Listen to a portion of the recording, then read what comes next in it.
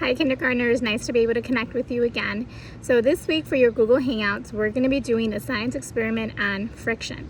Friction is something you learned this week. So remember, friction is it's a force that actually stops objects from being in motion. So get ready Kindergartners, here's what you're going to need for your Google Hangout science experiment this week. Okay, well, the first thing you're going to need is rice.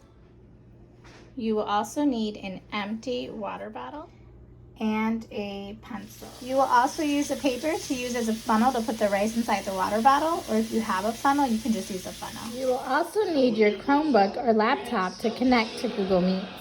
With white computer paper, you can fold it so it looks like a funnel like this, and then you're going to put that inside the bottle because you're going to put the rice to go inside your bottle. Okay, Kindergartners, for this week on our Google Hangouts, I want you to think of this scientific question. Can you lift this bottle full of rice with a pencil or a chopstick? What do you think? So I want you to take some time right now and think about that. You can say, I predict. Okay, Kindergartners, now that you have all your materials, you're ready to join us on our Google Hangouts on Wednesday at 1 o'clock. See you then. Bye.